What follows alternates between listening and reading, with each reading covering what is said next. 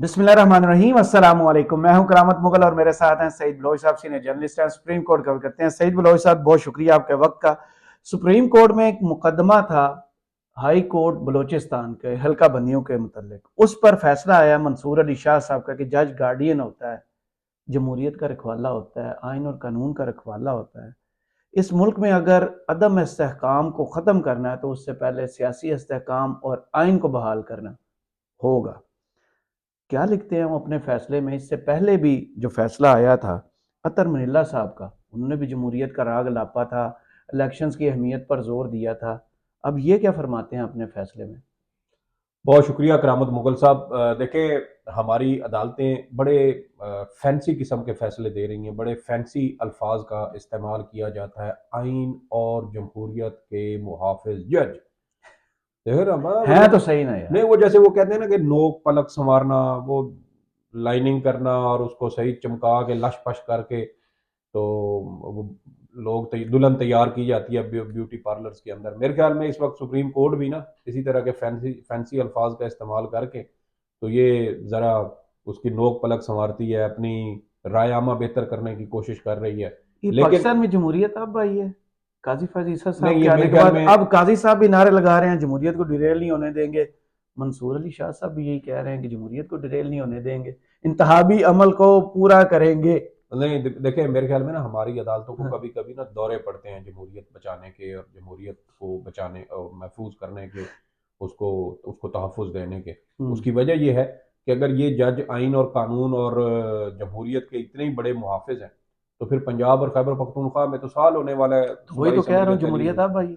तो यही बात है ना, ये वो जज हैं, ये पूरा ग्रुप, जज नहीं बल्कि ये पूरा ग्रुप है, चीफ जस्टिस काजी फायज ईसा साहब का हम ख्याल ग्रुप, जिन्होंने अपने ही साबिक चीफ जस्टिस पाकिस्तान के पांव खींचे, इन्होंने उनको कमज़ोर किया, और इनकी अंदरूनी साजिश की वजह से साबिक चीफ जस्टिस उमर अता बंदयाल पंजाब और खैबर पख्तूनख्वा में आम इंतखाबात करवाने के फैसले के ऊपर अमल दरामद नहीं करवा सके। क्यों? क्योंकि सुप्रीम कोर्ट अंदर से कमज़ोर थी, जजेज में इख्तलाफ डाला अंदर गया। से कमजोर थी या खुद पार्लियामेंट में पहुंची हुई थी? देखिए, ये वही बात है ना। अब देखिए कि उस वक्त 15 जजेस थे, 15 आपके में से लेफ्ट राइट में जब एक तरफ जरदारी साहब बैठे हो, दूसरी तरफ इसहाक डार साहब बैठे हो, तो आप किसको मजबूत कर रहे हैं? फिर यही बात है ना। देखिए, उस वक्त जो पैगाम दिया गया, उसके बाद फिर दबाव आया, तो इन्होंने वजाहत जारी की थी ना कि मैं तो वहां पर आइन की गोल्डन जुबली के लिए गया, तो दावतनामा तो सबको मिला था, सबको पता था कि ये सियासी मकामात हैं और ऐसे मकामात पर हाजिर सर्विस जजेस को इज्तनाब करना चाहिए। दावतें तो बहुत मिलती हैं, जरूरी नहीं आप हर दावत को तो कबूल करें। बाद में चीफ जस्टिस उमर अता बंदयाल साहब ने स्पीकर साहब को खत लिखा था, उनको आइन की गोल्डन जुबली की मुबारकबाद भी दी, उनके साथ नेक ख्वाहिशात का इजहार भी किया, सब कुछ किया उन्होंने। लेकिन वो वहां पर नहीं गए, तो आप भी ये चीज अवेल कर सकते थे। लेकिन बात बात ये होता है ना कि देखिए ना, वो उस वक्त अगर वहां पे ना जाते तो एक और बात भी है। तो फिर चीफ जस्टिस काजी फायज ईसा साहब को ये कैसे मालूम होता कि प्रैक्टिस एंड प्रोसीजर कानून जो है वो अच्छी नीयत के साथ बनाया गया है? ये वहां पर गए थे, इन्होंने वहां की उन लोगों की नीयत लेकिन पढ़ी उस थी। वक्त वही पार्लियामेंट डिस्कस कर रही थी कि तीन जजेस को कमेटी में बुलाया जाए, जी जी। उनसे हिसाब मांगा जाए। जी जी। वही पार्लियामेंट उस वक्त कानून पास कर रही थी कि तौहीन पार्लियामेंट का कानून पास किया जाए। वो किन के लिए किया जा रहा था? जजों के लिए किया जा तो रहा सर था ये ना। आप देखें ना, प्रैक्टिस वहां नीयत आपको पता चल गई थी, इसकी नीयत आपको नहीं सर पता चली प्रैक्टिस थी। एंड प्रोसीजर कानून दर हकीकत बनाया ही बदनीयती पर मबनी ये अजायम थे, जिसका मकसद सिर्फ और सिर्फ चीफ जस्टिस के इख्तियारात को उस वक्त कर्टेल करना था, जी, रोकना था, कम करना था, क्योंकि चीफ वो जस्टिस उमर को था दबाव में बंदयाल थे। लाना था। बिल्कुल यही बात है। 1 मार्च को फैसला आया और उस फैसले के बाद ये कानून साजी की गई। तो अब देखेंगे, ये वो सारी चीजें हैं जो यहाँ पर होती रही हैं, और उस वक्त भी जजेस ने अपने चीफ जस्टिस को कमजोर किया, मीशत उसको जमहूरियत कमजोर हुई।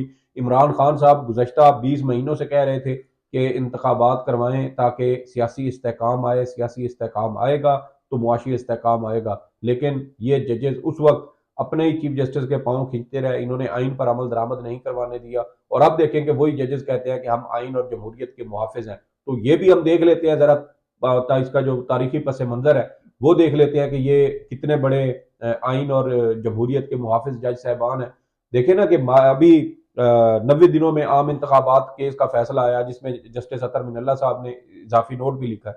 अब उसमें वो जिक्र करते हैं कि माजी में जो है वो अदालतें जो अमरीत है या मार्शल लॉ है उनकी तौसीक करती नहीं है। जी। और ये कहते हैं कि जहां पर जो ये फौजी आमिर है उनके खिलाफ कार्रवाई होनी चाहिए, उनको जो है वो आर्टिकल 6 की जद में लाया जाना चाहिए। तो वहां पर जो अदलिया या जो जजेस थे जिन्होंने उनके मार्शल लॉ की तौसीक की, गैर आईनी इकदाम की तौसीक की, तो फिर उनके खिलाफ भी कार्रवाई होनी चाहिए। तो बड़ी अच्छी बात है, ये चीज होनी चाहिए। जस्टिस अतर मिनल्ला साहब ने तो 1956 से शुरू कर दिया जब पहला मार्शल लॉ लगाया गया था, और सुप्रीम कोर्ट ऑफ पाकिस्तान ने उस मार्शल लॉ की तौसीक की थी।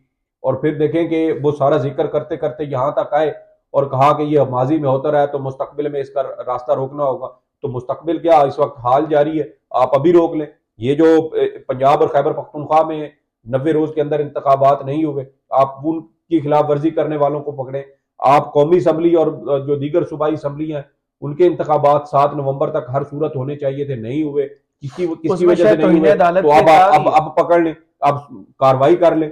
पता यह है, बात यह है कि उसी केस के अंदर सुप्रीम कोर्ट ने तमाम लोगों की निशानदेही भी कर दी है कि कौन कौन से लोग जो है वो इसमें मुलविस थे।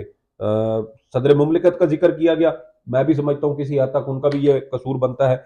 दूसरी बात यह है कि वफाकी हुकूमत या निगरान हुकूमत, मेरी आपसे बहस होती थी, अगर सदर साहब उस वक्त इलेक्शन अनाउंस कर देते ना तो ये नवाज शरीफ के लिए जितना कारपेट बिछाया गया ना, इसकी जरूरत ही नहीं पड़नी।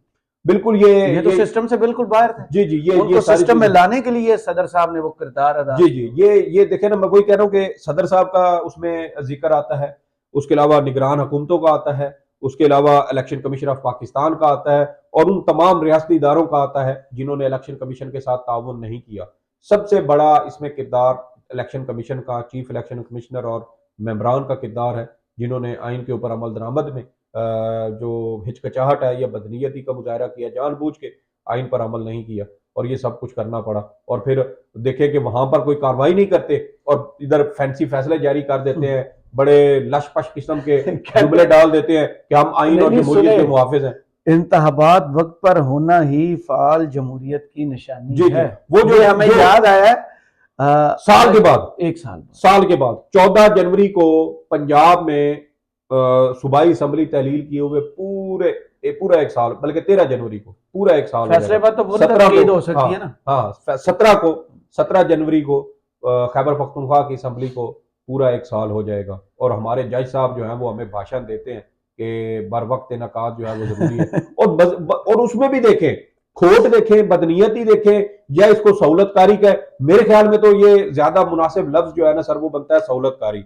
सहूलतकारी इस वजह से है कि इस वक्त एक सियासी जमात जिसको टारगेट किया जा रहा है उसको नजरअंदाज करके एक साइड पे जो है वो वन वे ट्रैफिक जो है वो चलाने की सुप्रीम कोर्ट कोशिश कर रही है। तो मेरे ख्याल में तो ये आइन शिकनी की, आइन की खिलाफ वर्जी की सहूलतकारी है जो सुप्रीम कोर्ट में चीफ जस्टिस साहब और उनके हम ख्याल पूरा ग्रुप जो है वो ये सहूलतकारी कर रहा है। और आप देखें कि पंजाब और खैबर पख्तूनख्वा में इंतखाबात का जब केस चल रहा था तो उस वक्त कहते थे कि आर्टिकल 224(1) जरूरी है, यानी इंतखाबात वक्त पर होने चाहिए, लेकिन उसके साथ आर्टिकल 218(3) भी जरूरी है, जिसके तहत शफाफ, आजादाना और मुनसिफाना इंतखाबात भी होना जरूरी है। और उस वक्त इलेक्शन कमीशन का यह मौक़िफ़ था कि अगर हम आर्टिकल 224(1) पर अमल करें तो फिर आर्टिकल 218(3) की खिलाफ वर्जी होगी। तो इलेक्शन कमीशन एक आर्टिकल पर अमल दरामद करते हुए दूसरे आर्टिकल की खिलाफ वर्जी नहीं कर सकता। और उस वक्त यही बहाना बनाया गया और इंतखाबात नहीं करवाए गए, वफाकी हुकूमत ने फंड्स जारी ना किए, रियासती इदारों ने सिक्योरिटी फराहम ना की, और इस तरह दोनों सूबों में जिसकी पूरी आबादी, पूरे मुल्क की आबादी का तकरीबन वो 72% बनते हैं, 70 से 72% पंजाब और खैबर पख्तूनख्वा की आबादी मिलाई जाए तो देखें कि यहां पर इंतखाबात नहीं करवाए गए। 30% की आबादी के लिए 70% की आबादी को उनके आईनी हक से महरूम किया गया। ये तमाशा भी हमने इस मुल्क में देखा। और इससे पहले हमने देखा था 1971 में, जब 55 सीटों वालों ने 1970 के इलेक्शन में जब 55 सीटों वाले ने 162 सीट वाला जो था उसकी अक्सरियत को तस्लीम करने से इनकार कर दिया था। और ये उसकी जो वो क्या कहते हैं, उसको रिकैप कहते हैं, तो ड्रामा चलता होता था जी, रीएनैक्टमेंट नहीं, ये रिकैप होता ना जो शुरू में टीजर आता है, हाँ, पिछली किस्त। तो देखे ना कि वो सारा कुछ हमने अब दोबारा यहाँ इस मुल्क में देखा। और देखें कि अगर सुप्रीम कोर्ट अब कहती है ये इलेक्शन वक्त पर होने चाहिए, वक्त पर होने चाहिए, पुश कर रहे हैं चीजों को बार बार, जी ठीक है इलेक्शन, पहली बात तो ये कि इलेक्शन वक्त पे हो नहीं रहे, ये 90 रोज में होने थे, वो एक दिन लेट हो या साल लेट, हाँ वो 90 रोज में होने थे, तोड़ चुके आप, 90 रोज में होने थे। 7 नवंबर तारीख बनती थी, 7 नवंबर से लेके 8 फरवरी तक, ये आप दिन काउंट कर ले, मेरे ख्याल में कोई 92 दिन बनते हैं। उनको ये भी आज पता चला कि इंतखाबात में ताखीर से सियासी तनाव और सियासी माहौल भी अदम इस्तेहकाम का जी शिकार जी है। जी जी। तो मुल्क पिछले 2 साल से क्या है क्या जज है? साहब? तो ये मैं वही कह रहा हूं कि अदम आप इस्तेहकाम देखेंगे का ये शिकार है। 92 दिन बनते हैं 7 नवंबर से लेके 8 फरवरी तक, 92 डेज, और 92 बार इस मुल्क का आइन जो है ना वो टूटेगा, 92 बार। और उसके जिम्मेदार कौन है? उसके जिम्मेदार यही जज है, सुप्रीम कोर्ट ऑफ पाकिस्तान है, वो जो उस जिन्होंने वक्त फैसलों पर अमल उमर दरामद अता नहीं करवाया। बंदियाल साहब के मुखालिफ थे। जी जी, इन्होंने, मैं वही कह रहा हूं कि इन जजेस ने अपने चीफ जस्टिस की टांग खींची, उसको कमजोर किया, और कमजोर करने का फायदा किसको मिला? अल्टीमेटली पीडीएम को मिला, उसकी हुकूमत को मिला, उनकी सियासी जमातों को मिला। और फिर इसी दौरान आप देखें कि पीटीआई को कमजोर किया गया, 9 मई का वाकया हुआ या करवाया गया, उसके मुहरकात क्या थे, आज तक उसकी तहकीकात नहीं हो सकी। और देखें कि आज वो एक खबर आई है कि बलूचिस्तान में एक 155 से ज्यादा लोगों को कत्ल करने वाला एक जो दहशतगर्द था, अलहदगी पसंद था, वो उसको पाक साफ करके तो आज कौमी धारे में ले आए। लेकिन दूसरी जानब 9 मई के वाकयात वाले जो मुल्जमान है वो रियासत के लिए नाकाबिले बर्दाश्त बन चुके हैं। तो ये हमारी रियासत की तरजीहात है, और ये हमारी अदालतों का जो है वो इंसाफ है कि इंसाफ किस तरह कर रहे हैं। और देखें कि बार बार कहते हैं इलेक्शन जो है वो होने दें, इलेक्शन मौखर नहीं कर सकते। इलेक्शन की तारीख में कितने दिन पड़े हैं? अभी भी तकरीबन 46-47 दिन है, ठीक है। 46-47 दिन में अपना जो एक काम है इलेक्शन कमीशन का, वो हर शोबा अलग अलग है ना। एक शोबे का काम है वो जनरल इलेक्शन से मुतल्लिक है, तो वो उसके ऊपर काम करेगा। मुमकिन है कि इस दौरान दीगर जो शोबा जात है वहां से भी कुछ लोग लिए जाएं ताकि ये सारे इंतजाम बर वक्त हो सके। लेकिन दीगर जो शोबे हैं वो भी तो अपना काम साथ करते रहेंगे ना। हल्का बदियों वाला जो मामला है वो तो अलग है। तो जो एतराजात इसके ऊपर आ रहे थे, जो दुरुस्त थे, जो आइन और कानून के मुताबिक दुरुस्त बनते हैं, वो तस्लीम करके आप साथ साथ उनको कर सकते थे। 46 रोज तो बहुत दूर है। तो ये सारी अब देखे ना कि वो बदनीयती बनती है सुप्रीम कोर्ट ऑफ पाकिस्तान की। और सुप्रीम कोर्ट ऑफ पाकिस्तान इस वक्त मुल्क के अंदर गैर शफाफ, जानिबदाराना और धांधली ज्यादा इंतखाबात करवाने की जिम्मेदार सुप्रीम कोर्ट ऑफ पाकिस्तान होगी। क्योंकि सुप्रीम कोर्ट 8 फरवरी को इंतखाबात का तो कह रही है, लेकिन इलेक्शन की शफाफियत के ऊपर मुकम्मल तौर पर आंखें बंद किए हुए। आज तमाशा देख ले जो मियां वाली में हुआ है। तो मतलब आज तक हमने नहीं सुना था कि धांधली कोई ऐसी भी की जाती हो कि जो मुखालिफिन है वो कागजात नामजदगी लेके आ रहे हो और आप उनसे छीन लें। भारत में होता है सर भारत में तो फिर आप वहां से हर चीज कॉपी कर लें। काजी साहब तो कहते हैं कि मुझे मेरे सामने भारत के जो फैसले हैं उनकी आप मिसालें ही ना दिया करें, वो उनको जहर लगते हैं। मतलब कि मुखंडे साहब ने भी कल उनके खिलाफ कोई ट्वीट किया हुआ था। मैं वो छोड़े उनका वो चले गलत वो फिलहाल बात इस जाती वीडियो है। में इतना ही काफी है मेरे ख्याल में। नहीं, मैं आखिर में थोड़ी सी ये बात करना चाहता हूँ जी जो प्लीज फस्तायत इस वक्त पीटीआई के खिलाफ जारी है। सबसे बड़ी सियासी जमात है। हमने 1970-71 देखा, उस वक्त भी हमने सबसे बड़ी सियासी जमात आप और उसके इतने मैंडेट पुराने को, नहीं सर वो बंदा हिस्ट्री भी पढ़ लेता है, लेकिन मैं 40 प्लस नहीं हूँ। तो आप देखें कि उस वक्त भी अक्सरियती जमात का, सबसे बड़ी जमात का मैंडेट तस्लीम नहीं किया गया। एक मुहिब्बे वतन शख्स शेख मुजीबुर रहमान, जो कायदे आजम के तहरीक पाकिस्तान मोहतरमा का भी फातिमा जना ने उनकी जी जी कैंपेन जाके जी चलाई जी। थी। तो आप देख लें कि उनको उनके हक से महरूम किया गया, आईनी हक नहीं दिया गया। 1 साल तक कौमी असम्बली का इजलास ना बुलाया गया, जिसकी वजह से बंगालियों के अंदर नफरत के बीज बोए गए। और फिर उन्होंने आईने पाकिस्तान से बाहर निकलने का फैसला किया। और 1973 में हमारे सामने 1971 में हमारे सामने 16 दिसंबर 1971 का वो स्याह दिन आया जब हमारा मशरकी पाकिस्तान हमसे अलग हुआ। और एक बार फिर हम वही करतूत कर रहे हैं इस मुल्क के अंदर। अक्सरियत के हकूक को तस्लीम नहीं कर रहे, अक्सरियत को कागजात नामजदगी लेने और जमा करवाने से भी हम रोक रहे हैं। और आप देखें कि तमाशा कि हमारी अदालतें कहती हैं कि ये सब चलने दें, इलेक्शन होने दें।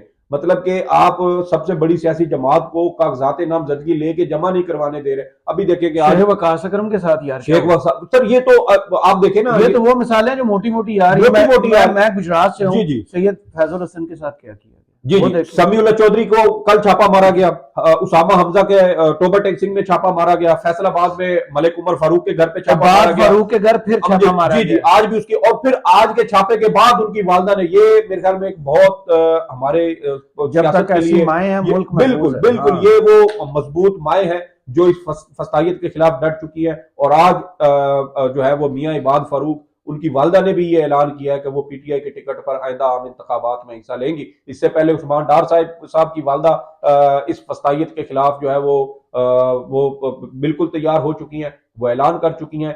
उन्होंने कल कागजात नामजदगी भी जाके लिए और अब वो उसको जमा करवाएंगी और पीटीआई की टिकट पे लड़ेंगी। सनम जावेद साहबा को इमरान खान साहब खुद कह चुके हैं कि वो पंजाब असेंबली की सीट पर जी पीपी 150 में मरियम नवाज के खिलाफ वो मुकाबला करेंगी। तो ये देखें कि ये बहुत मैं समझता हूँ कि मुस्बित एक बैरिस्टर गौहर का बयान यही है कि इमरान खान ने कहा है कि जितने लोग इस वक्त कैद में हैं उनको टिकट दिए जाएं और उनको प्रेफर किया जाए। जी जी। तो ये अब देखें कि ये सारा कुछ इन्हीं अदालतों के साथ आज भी आप देख लें, लाहौर हाईकोर्ट ने क्या रिमार्क्स दिए हैं। उन्होंने कहा कि आप ये इन हालात में आप शफाफ इंतखाबात करवाएंगे जब टीवी के ऊपर इमरान खान साहब के नाम के ऊपर बीप आ जाती है। Level playing field. तो ये हमारे जजेस को नजर नहीं आता।